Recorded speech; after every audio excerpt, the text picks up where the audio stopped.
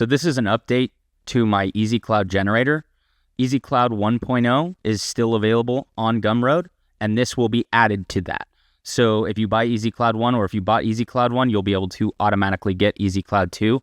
If you don't want to buy them, this is a tutorial on how to make them. This is specifically the Fluffy Cloud generator. This is all procedural using 2 noise textures, 1 Voronoi, 1 regular noise texture, 3 color ramps, a couple mix colors, 3 mix colors, and then I am just plugging some of these controls into the group input so that you have control over all of the cloud shape. First, I have a vector mapping node that is going into a Voronoi texture. The Voronoi texture is set to 4D Euclidean, and that is going into a color ramp. The color ramp is going into a mix color node at the factor level, and the A is a white color that is also being plugged into the group input as density. And I'm multiplying this white by this black color with a factor of the noise. And what you get out of that is kind of this bubbly material. Now,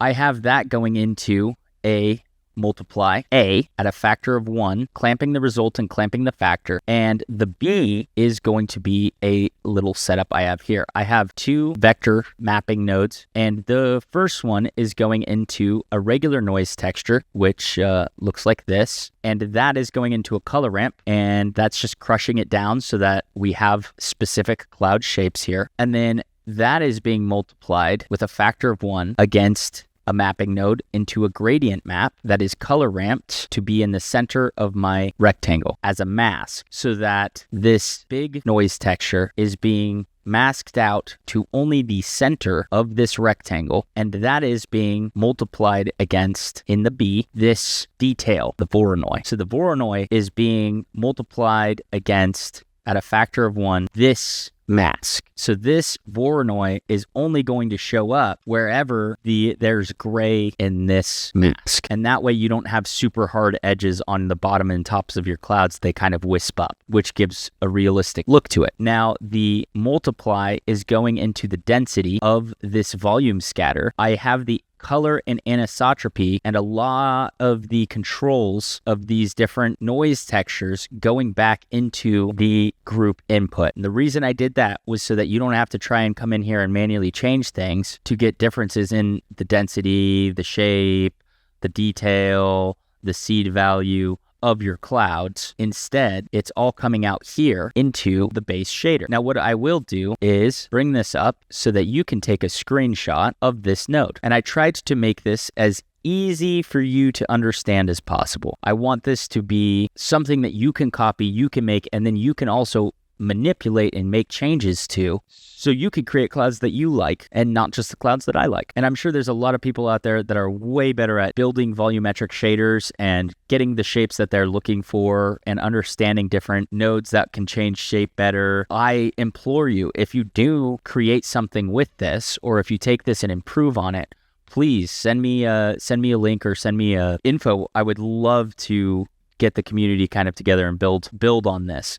This has been super useful for me in creating scenes really easily. It's been taking my backgrounds and my skies to a whole other level, because the Blender sky texture is great, but it's kind of barren, and HDRIs are good, but there's almost no controllability about the type of sky you're getting. So if you want a sunset, you have to download a sunset, and all you can really do is change which direction the sun's coming from with that sunset. You can't really change how the clouds look. You can't do any of that. And then using PNGs, right? Or using image textures as a background sky. Very simple, very easy. You just plug in the emission.